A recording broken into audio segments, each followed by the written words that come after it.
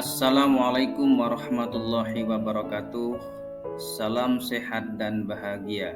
Saya Halis Rodi Warsito MPD, CGP Angkatan 6 dari SMA Negeri 1 Probolinggo akan menyampaikan kegiatan aksi nyata modul 1T4, yaitu mewujudkan budaya positif di sekolah. Selamat menyaksikan.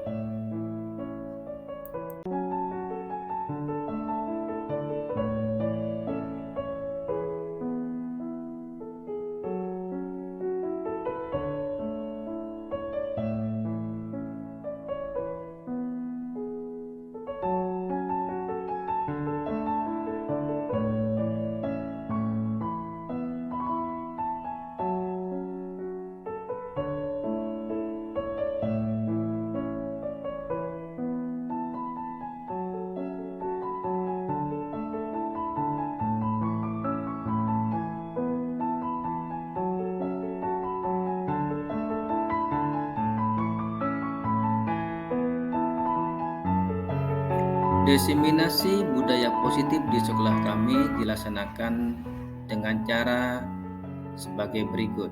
Setelah melakukan pertemuan dengan kepala sekolah, maka langkah selanjutnya adalah mengundang semua wali kelas sebanyak 28 orang wali kelas untuk melaksanakan diseminasi budaya positif. Dalam pelaksanaannya saya berkolaborasi dengan CGP lain yang ada di sekolah, yaitu Bapak Mujiono MPD, agar efektif dan efisien mengingat sasaran peserta diseminasi sama, yaitu wali kelas. Dalam penyampaian materi kami berbagi peran. Bapak Mujiono MPD menyampaikan materi budaya positif, teori motivasi dan keyakinan kelas, sedangkan saya menyampaikan materi kebutuhan dasar manusia, 5 posisi kontrol, dan segitiga restitusi. Di dalam pelaksanaan ini, acara diseminasi diawali dengan sambutan kepala sekolah sekaligus membuka secara resmi acara diseminasi budaya positif di sekolah kami. Kemudian dilanjutkan dengan penyampaian materi secara berurutan, dan yang terakhir ada forum dialog untuk menyamakan persepsi. Pelaksanaannya sebagai berikut.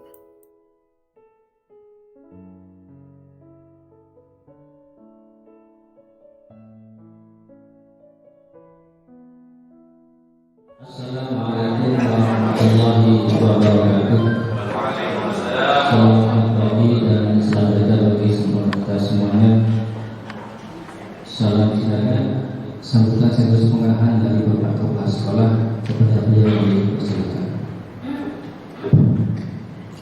Assalamualaikum warahmatullahi wabarakatuh. Bismillahirrahmanirrahim. Alhamdulillah.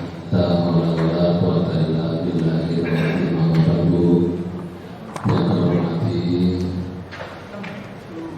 Bapak Mujiono, Bapak Halis sebagai calon guru penggerak atau CPP, yang kami hormati yang saya banggakan dan selalu memberikan motivasi Bapak Ibu guru semasa saya terkait. Hari ini hari Senin tanggal 14, jadi CPG 2 CPG Bapak Mujiono bersama Pak Halis akan melakukan diseminasi semata-mata bukan tugasnya, tapi bagaimana mereka menghayati sebagai pendidik untuk benar-benar menunaikan tugasnya dengan baik. Budaya positif itu semuanya harus kalian beberapa hal yang dengan ucapan Bismillahirrahmanirrahim. Kegiatan diseminasi CGP Bapak Halis dan Bapak Mujiono ini saya nyatakan dimulai. Kemudian saya wassalamualaikum warahmatullahi wabarakatuh. Assalamualaikum warahmatullahi wabarakatuh. Saya berbagian pada ini adalah intinya cuma ada 3, cuma lebih 2. Yang pertama itu adalah kebutuhan dasar setiap manusia. Yang kedua, posisi kontrol. Ini berkenaan dengan Bapak Ibu sekalian. Dan yang ketiga adalah restitusi. Segitiga dan bagaimana cara melakukan suatu perbaikan pada anak yang bersalah. Itu saja. Dan ini beberapa telah saya lakukan. Kenapa saya lakukan? Karena memang saya punya masalah. Kalau saya tidak punya masalah, maka saya tidak melakukan. Jadi berbeda. Semua yang kita bicarakan ini hanya lebih banyak mengarah kepada guru BK sebetulnya. Karena berkaitan dengan psikologi, kita ini ya sebetulnya melaksanakan itu harus memahami juga sebenarnya. Karena ketika kita lakukan dasar manusia dunia berkualitas sama. Bahkan dalam agama pun juga saya mempelajari ini. Ya, kemudian dasarnya ya ini. Ada yang pertama adalah bertahan hidup. Ini jelas tadi disampaikan oleh Pak Budi bahwa setiap perbuatan yang dilakukan itu mesti ada tujuan. Tujuannya adalah memenuhi kebutuhan dasar manusia. Pasti salah satunya seperti itu. Kita bertahan hidup. Kita bekerja ini untuk apa? Paling ujungnya adalah ingin mendapatkan uang, itu kan? Apa uang itu? Untuk membeli makan, membeli kebutuhan keluarga kita. Itu kan akhirnya.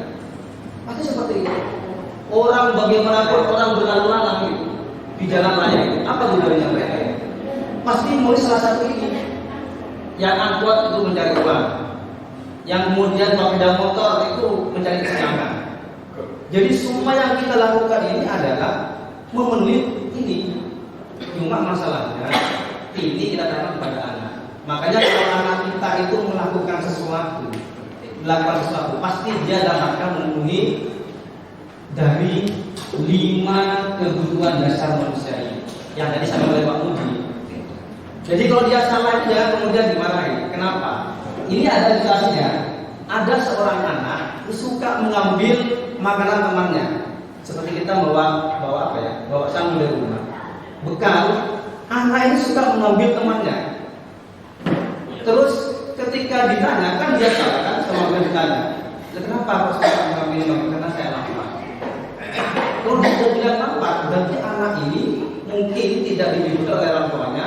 Temannya punya bekal, dia ambil. Dia kan salah kan mestinya. Cuma jangan langsung menyalahkan. Apa tujuannya mengambil makanan temannya?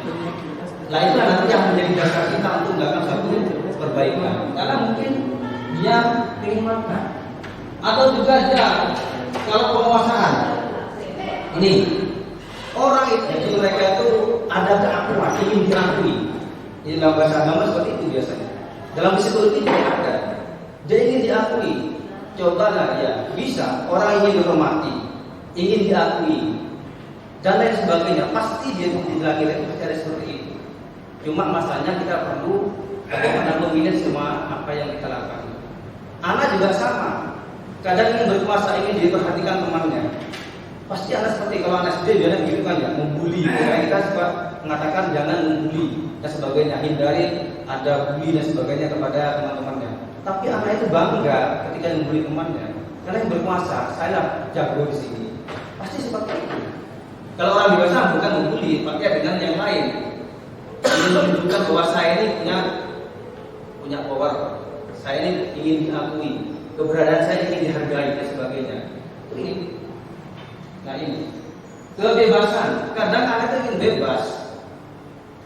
Kadang kalau di kelas saya tanya, Pak, pengen jangan di kelas Pak, ingin di luar aja. Anak bebas, ingin bebas. Di kelas apalagi kelasnya AC-nya mungkin nggak dingin dan sebagainya. Ingin bebas, ingin berekspresi, tapi bukan seperti yang ada di kelas, tapi ingin keluar. Kalau tidak dituruti, akhirnya dia memenuhi kebutuhan itu dengan saya yang salah. Bahkan dia bolos. Saya kapan itu begitu? Anak ini keluar tanpa seizin saya. Kata temannya ke belakang. Saya tanya, temannya ke belakang mau kemana? Ternyata apa? Dia bilangnya bolos. Kok masuk lagi? Ternyata di kantin dan sebagainya. Masuk kepada itu memenuhi bisa bertahan itu kebebasan. Atau anak yang ingin mengerjakan bagus waktu pelajaran dia main bola di lapangan misalnya, masih pakai seragam, nggak pakai seragam. Ini untuk kesenangan. Saya ingin jenuh di kelas. Ya seperti ini. Ini hanya untuk menunjukkan bahwasanya semua itu ada tujuannya. Kalau tadi semua yang kita lakukan ada tujuannya. Termasuk rasa kasih, rasa diterima. Kadang ada anak itu ingin diperhatikan. Ada ingin diperhatikan anak itu. Apalagi yang ada kelas 12 ini, ada anak yang memang betul-betul ingin diperhatikan. Ada yang memang sengaja dia buat seperti itu. Karena mungkin rumah kurang perhatian dan sebagainya. Nah, kita aja. Ini sebagai dasar saja ya. Bahwasanya setiap yang anak lakukan itu pasti ada tujuan. Karena ada tujuan, maka cari apa tujuan itu melakukan. Jangan kemudian memvonis. Jangan sampai memvonis nanti karena apa dan sebagainya. Ya, ini dan dasar manusia. Pasti kita pun orang dewasa akan di sini. Ya. Apa yang kita lakukan sudah, untuk apa saja sudah. Pasti ada tujuannya. Seperti itu.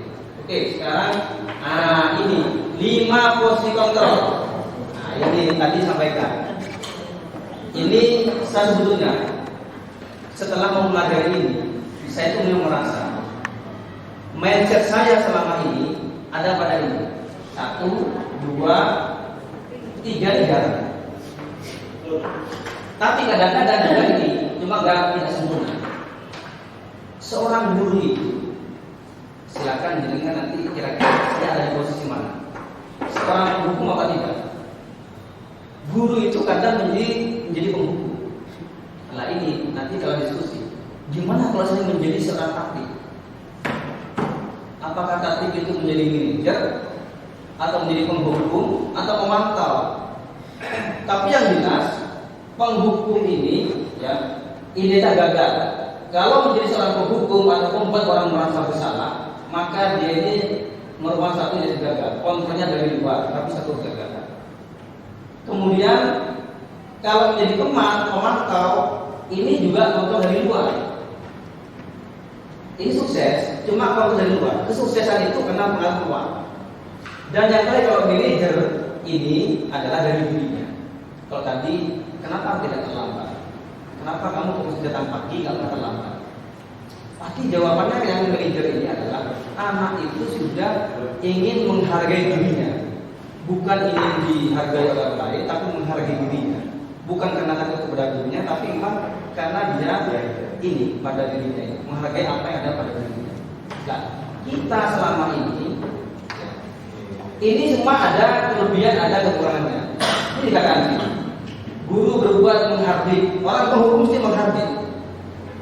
Kira-kira siapa di antara teman-teman kita ini suka menghardik?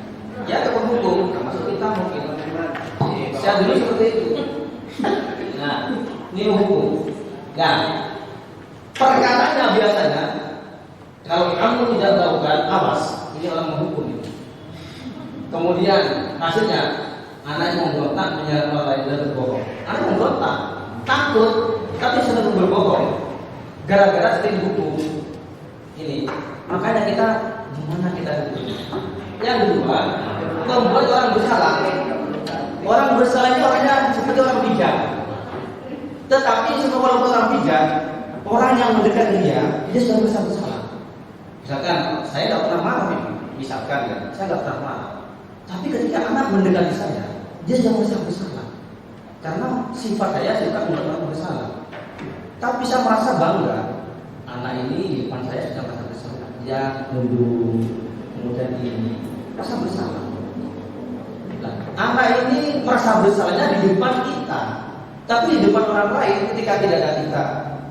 Nah, ini karena kontrolnya apa? Kontrolnya dari luar. Tadi juga kalau kontrol bersalah. Dan yang ketiga adalah ini dia berhasil, sukses. Kontrolnya di luar juga, tapi teman. Nah, teman ini bisa positif, bisa negatif. Makanya siapa yang selama ini dekat dengan murid, seperti teman, seperti saudara, tapi ada guru yang jauh berteman, karena merasa apa ya? Ya jadi ya, saya ini guru.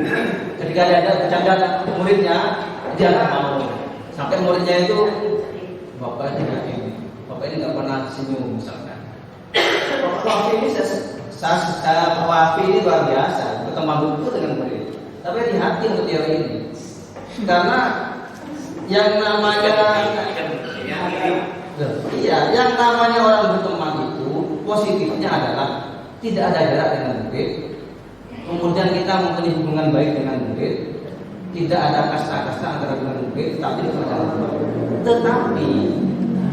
tetapi untuk menunjang keberhasilan murid, tempat itu tidak baik. Kenapa? Karena selalu butuh bantuan dari gurunya. Ketika gurunya tidak ada, tidak memotivasi, maka anak tidak mau untuk melakukan suatu keberhasilan. Karena selalu tergantung kepada gurunya, karena teman. Nah, itulah sisi negatifnya. Makanya ini. Nah, ini ayolah ibu, dan sebagainya. Ketergantungan. Murid melakukan guru sebagai orang yang sangat penting dalam dunia belajar. Mereka sangat penting. Dunia belajar itu intinya di dalam benak murid itu, misalkan wafi ya, itu dalam seorang murid itu selalu ada di sini. Terbayang dari Pak Wafi, punya Wafi orang yang begini. Kalau Pak Wafi dimutasi dari tempat satu, nah ini murid ini ya berbahaya. Karena selama ini yang menjadikan dia termotivasi, dia semangat. Nah, sekarang ini pemantau ini biasanya tim taktik. Kenapa? Tim taktik kan penegak ketertiban, ya kan? Penegak ketertiban. Kalau ada yang salah dari aturan, pasti nanti bertindak kan begitu kan? Nah, ternyata pemantau ini memang betul pemantau bisa sukses. Tergantung daripada aturan yang ada. Nanti ada peraturan sekolah dan sebagainya. Tatipnya banyak sampai 40 item misalkan. Nah, pemantau ini yang nggak pernah malu sebetulnya. Mestinya ya, dia hanya mengawasi apakah Anda sudah sesuai nggak dengan ini. Tadi yang nggak berdasi. Kalau hari Senin itu pakai dasi apa tidak? Pakai baju apa? Kan ada aturannya. Kalau pemantau ini, guru pemantau itu, dia itu selalu bertindak karena ada aturan. Iya kan? Penegak disiplinan, mestinya. Pemantau ini. Sifat guru, posisi guru sebagai pemantau. Ternyata apa di sini? Apa peraturannya? Menyesuaikan diri bila diawasi. Murid melakukan guru peraturan dan hukum di dunia berkualitas. Berapa banyak bintang yang saya harus peroleh? Dan seterusnya. Jadi menunjukkan pada sanksi. Ini adalah pemantau. Yang ini manajer. Ini identitas berhasil sukses juga, cuma ini motivasi dari dalam diri. Inilah sebetulnya yang diharapkan di dalam posisi seorang guru. Kenapa tadi sampaikan Pak Puji? Bagaimana anak ini ke restitusi, ya, kemudian mempoliskan anak itu memahami kesalahannya, segitiga restitusi. Nah, ini saya kemarin juga melakukan demonstrasi ya, demonstrasi bukan sebenarnya, tapi saya memang pernah melakukan pada anak yang sebenarnya. Masalah kita itu di sini anak itu kan sekiranya anak menyadari bahwa dia salah, kemudian akan melakukan satu hal yang gagal menjadi hal yang sukses. Nah, sudah. Terima kasih. Jadi dari saya nggak terlalu lama. Artinya baru sekalian, mohon maaf, saya sama Kodi ini sebetulnya memang dulu ini penting untuk demikian bagus sekalian, terima kasih dan mungkin ada yang saya bilang sebagai akhir. Ini ilmu yang sangat bermanfaat sekali bagi mulai kelas dan juga ini yang baru. Mungkin ada yang baru lagi, tidak tahu, tergantung mungkin kurikulumnya. Tadi yang disampaikan saya sangat tertarik sekali tentang disiplin, poin, hukuman, konsekuensi dan seterusnya. Masalah disiplin itu yang tadi yang dikatakan Pak Mudi harus bisa menetap dirinya sendiri sesuai dengan tujuannya yang dicapai. Itu disiplin. Tapi kita ini di sini kan sistem. Di sistem itu sudah ada tata tertibnya. Nah, di sini antara poin dan hukuman. Kalau tadi dikatakan bahwa harus ada 5 yang harus kita kuasai, yang terakhir itu harus manajer. Itu sebagai manajer dirinya sendiri, ya, sebagai manajer dirinya sendiri itu yang terakhir menurut teori Hasan ini. Begini Pak, misalnya sudah ada seperti sekolah kita sudah ada tertib, sudah ada. Kita sebagai guru ingin seperti apa yang disampaikan oleh dua narasumber ini, ingin seperti itu, bukan tidak ingin, tidak mempoin misalnya, ia ingin seperti itu, tidak mempoin. Nah ini keberlanjutan kadang-kadang, dilema kadang-kadang kita itu setelah fakta di lapangan ada kasus seperti itu, banyak yang katakanlah atau terlambat atau tidak kelengkapan seragamnya kurang misalnya. Pada awalnya kita sadar juga, jangan misalnya rambut sudahlah biarkan dulu, ini ngacak saja kayak di mana tidak pernah itu bisa rambutnya diingatkan sampai beberapa bulan ya tambah jamur itu, bukan tambah tidak ada diingatkan, tapi tambah jamur. Nah ini pengingatan kita apa yang kurang atau bagaimana berkaitan dengan solusi yang terakhir itu 1, 2, 3. Bagaimana seorang guru itu atau kita sebagai pengajar katakanlah mendidik juga itu berbuat yang terbaik sesuai dengan manajemen itu, langkah-langkahnya. Terus berikutnya dalam menghargai orang di dalam kelas itu kadang-kadang memang ada seperti apa yang dicontohkan Pak Muci tadi, bahwa tidur tindakan terus misalnya anak bergurau dibiarkan misalnya nanti terakhir katakanlah juga. Tapi setelah memanggil kita ada rapat seperti ini. Nah, tambahannya kadang-kadang itu Pak, kesibukan kita juga tidak terlepas dari sistem yang ada di sini. Rapat, koordinasi juga susah untuk yang itu Pak, yang menghargai, memberikan yang terbaik untuk anak kita sesuai dengan apa yang disampaikan tadi itu Pak. Terima kasih Pak. Selalu Nah, peraturan nanti juga sama yang sudah ada itu. Nah, tetap sekarang bukan berarti taknya dihapus, tidak, biarkan saja. Cuma kita berusaha apa yang kita tulis itu dijadikan oleh anak sehingga menghargai dunia untuk tidak terlambat dan sebagainya.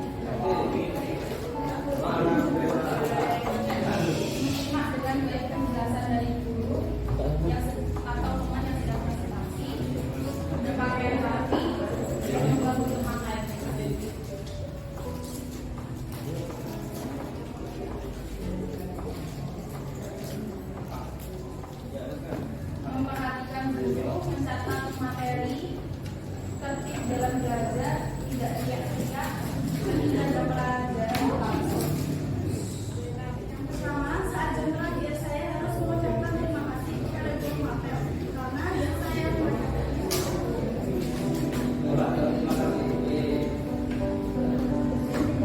saat pelajaran terakhir saya berkomitmen untuk memberi materi yang telah diajarkan supaya memahami betul materi tersebut.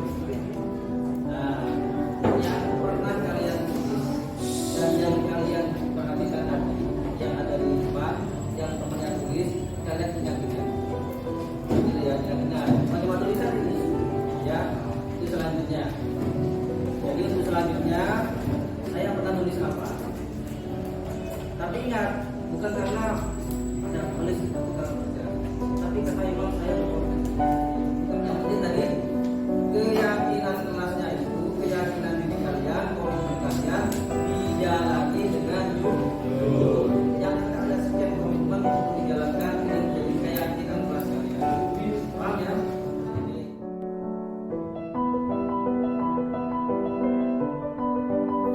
Demikian kegiatan mewujudkan budaya positif di sekolah kami dan akan dilanjutkan